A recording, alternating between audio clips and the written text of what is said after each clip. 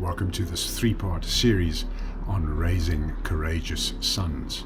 In this first episode, which was shot up on the beautiful mountain behind me yesterday, unfortunately in the rain, I share my objectives and my personal motivation in making this video.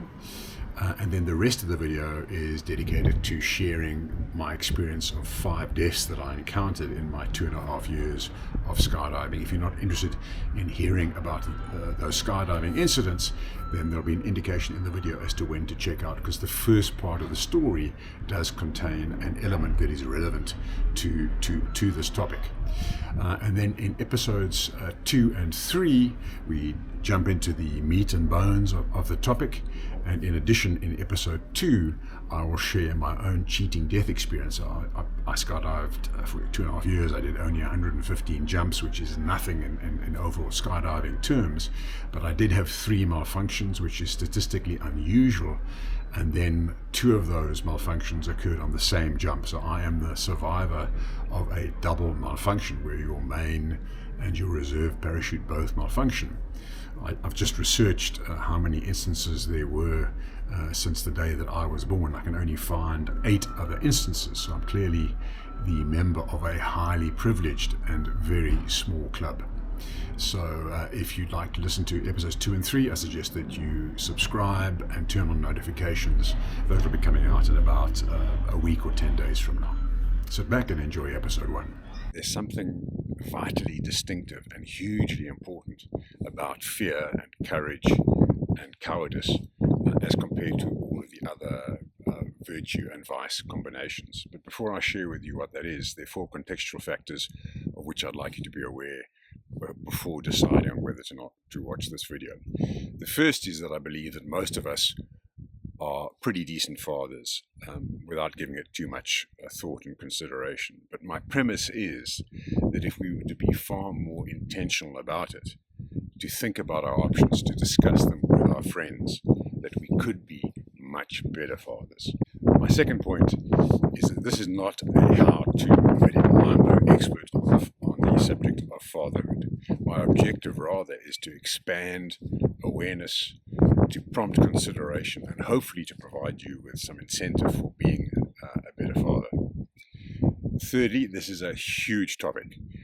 In this video, in this series of videos, I simply want to open the packaging, explore all of the contents, and dive into only a few of them in greater depth. The fourth point I want to emphasize is that this is not about raising sons to partake in dangerous adventure sports. I happen to be someone who rides motorbikes and has raced motorbikes, and I happen to be someone who has skydived.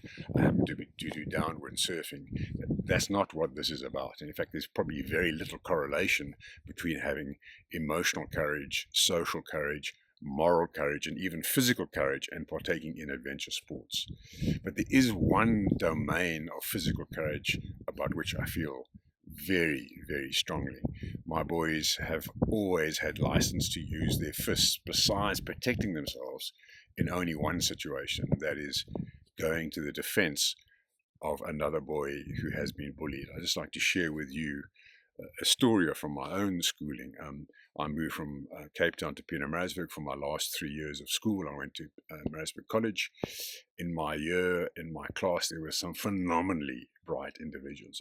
And the top 5 guys in my class, in my matric year, there were 3 guys who were physically very big, mature guys. And then there were another 2 who were smaller and potentially physically less mature. And these 2 were subjected by the other 3 to relentless, ongoing bullying it wasn't hugely physically abusive, they weren't beaten up, but it was social bullying of the worst type. And I'm ashamed to say, neither myself nor anyone else in my class stood up for these 2 guys. I don't remember a single incident where that happened. And one of those 2 is in fact still is a friend of mine today, and he shared with me a story only recently that on one particular day this bullying had just driven him to the point of going over the edge. He'd actually taken a screwdriver to school, and on this day he had decided that if he was to be confronted by one of these bullies again, he would use that screwdriver. And as it would happen, he was sitting down having his lunch when one of these very big guys approached him, started bullying him, and instinctively, instead of going for the screwdriver which he had with him, he actually spat in the bully's face. And the bully was just so surprised, he did nothing about it. But that could have gone so differently. It just so happens that this friend of mine has become a global authority in his field. He's written a book that has won international acclaim, and he's a huge social contributor. And that might not have happened had this particular incident gone differently on that day, had he actually resorted to using his screwdriver. So that's part of my personal motivation in making this video. Move now on into sharing the contents of the video, and then I'm going to walk along the mountain and share my skydiving stories with you. The topics that we'll be unpacking in episodes 2 and 3 include the following. 1, the biomechanics or neurology of fear. 2, the 6 domains of courage, being the physical, social, moral, emotional, intellectual, and spiritual domains. 3, the SCARF model of social needs by David Rock. And then we end off with number 4, a practical guide or prompt for modeling and teaching courage to our sons over the years of their development. So what is it that is unique about courage and cowardice? Well, cowardice is the only one of the vices that has not been lauded or lionized in some way. Lust, pride, envy, sloth, greed, and gluttony all have their romantic or glamorous sides, but there are no statues that memorialize the man who followed the impulse to run away. Pride and greed, for example, can be recast as the noble self-confidence and healthy ambition that underlie the American dream of achievement and accumulation. Similarly, lust can be lightened by being portrayed as a driver of the romantic pursuit, and the broader acceptance thereof has resulted in the existence, or at least the tolerance, of a massive worldwide pornographic industry. So, whilst there is a social context in which all of the other vices can be perceived as at least somewhat virtuous, that is never the case for cowardice. There is no romantic half-light of truth in which the coward can be positively perceived. Furthermore, C.S. Lewis argues that the lack of courage has the potential of undermining all of the other values. For example, the truthful soul who shrinks from speaking up, an honest leader who folds under threat, or the generous person who is too frightened to start giving for fear of their financial security. Courage would appear to be a vital ingredient or a prerequisite for enabling the manifestation, the true living of many of the other virtues. There were 2 big differences between my wife's and my own initial experience of skydiving. The first is that she was simply a lot better than I was. She was much more aware of her body in time and space relative to the aircraft, the arch position that she was in. She was much, much better at executing all of that, whereas I was clueless. I basically blacked out for the first 10 skydives and was oblivious to what was going on. The second difference is that she was often completely overwhelmed by fear. Her body was racked by convulsions, and she broke down in tears. I mean, quite often I'd have to take her behind the hangar, the skydiving hangar, and I'd spend 10 minutes with her, calming her down, because she was just so consumed by this fear response. But then, once that had passed through her, she then entered the plane and executed the jumps much more proficiently than I did. And this is a perfect illustration of the fact that fear is an unavoidable physiological response, whereas courage is a conscious decision that one takes. Even though my wife and I skydived for only 2.5 years, and I, in my case, did 115 jumps or so, she stopped after about 20 or so. In that short time, we encountered 5 deaths, which is completely disproportionate from a statistically average point of view to the typical rate of fatalities in the sport. I clearly recall all 5 of the instances. The first 2 occurred on a skydiving jamboree in Swaziland. A jamboree is where skydivers get together from all around the world for a big kind of skydiving party camp, as it were. And in this instance, we were jumping out of the Swaziland Air Force Aravas, and these planes were taking us to an altitude of about 15,000 feet, compared to our usual jump height out of Cessnas at about 9,500 feet, which nearly doubled our skydiving, our free fall time from about 35 seconds to 60 seconds, which is a hang of a long time to be in free fall. So the first fatality occurred, I think, on the second morning. I clearly remember I was getting out of my tent and busy standing up. The first jump flight of the day had taken off shortly before and was dropping skydivers. And when suddenly there were these piercing screams of pull, pull, pull. And I looked up and there was a jumper far too close to the ground, spinning completely out of control. And seconds later, there was this thickening sound of the impact. And because he was so close, not only could we hear the impact, but we could actually feel the reverberations in the ground. As it turns out, I mean, he was a student.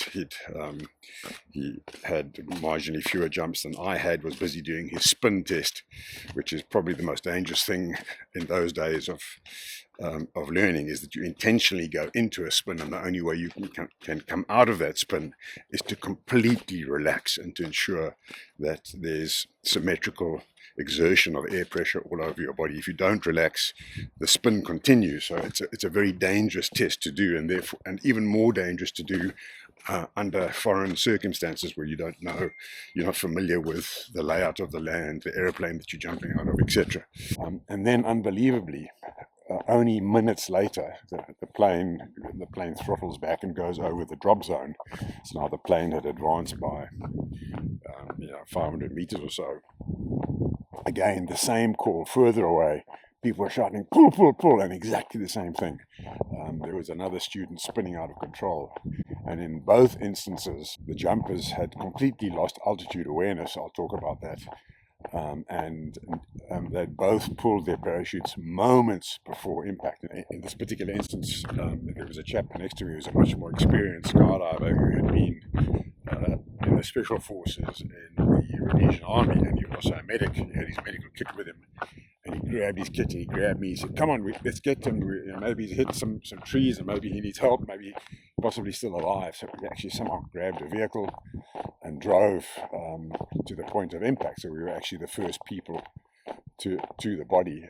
And again, exactly the same thing had happened with him. He had fired his parachute seconds before impact, and again it was in a long string laid out next to his body without any air having inflated into the chute at that stage.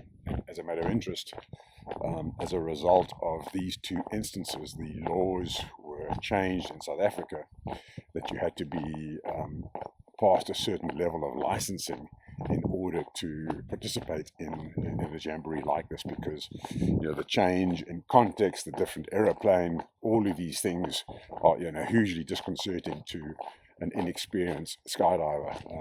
As a matter of interest, I had only just passed my spin test 3 or 4 jumps before this, so it was particularly poignant for me. The third and the fourth deaths occurred simultaneously, in fact, because it was a pair of tandem jumpers at our home base at the Orabi airport in Pietermaritzburg.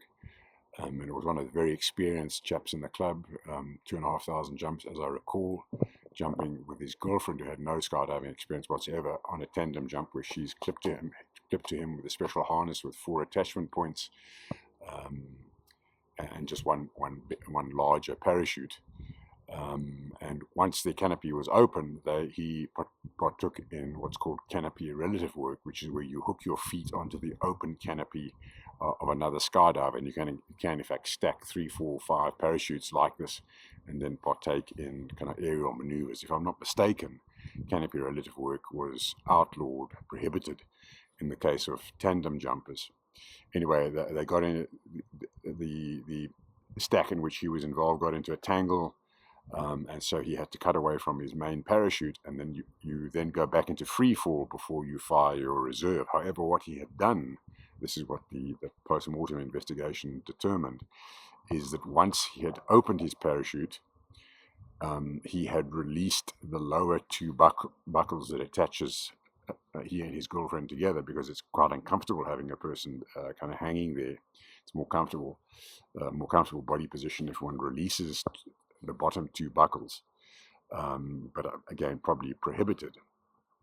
And as a result of these two buckles being opened, the bodies pivoted when they went back into free fall and started spinning out of control. Again, he too fired his reserve only moments before impact, but regrettably both of them were killed. The last death that we encountered, again at Oroby, a very experienced skydiver. I think he had at least 3,000 jumps, if I'm not mistaken, and he was actually knocked out on exit from the Cessna. I don't know whether he hit his head on the wheel arch, or on one of the other skydivers, but he was knocked out.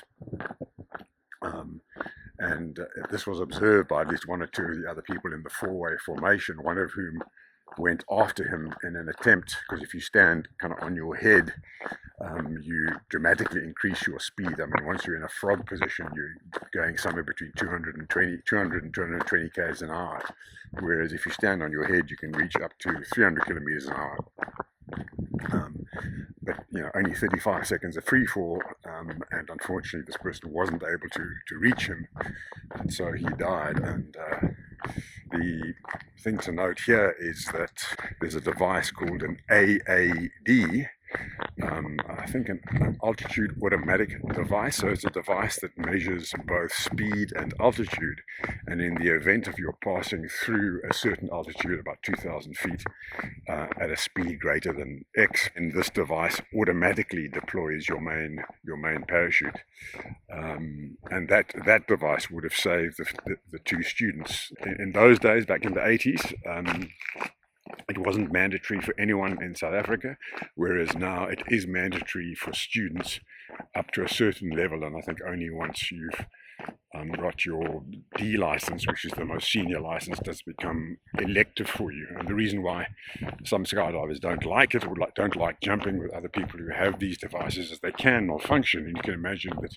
if you're in a formation of 4, 8, 16 other skydivers, if someone's main parachute was to fire, that could be extremely dangerous, particularly if the formation is still forming and people are flying into the core of the formation. Thanks for watching. I hope you'll join me for episode 2, where we start by reviewing the psychology and neurology of fear. We'll then explore each of the 6 domains of courage. Thirdly, I share my own skydiving personal experience, my cheating of death.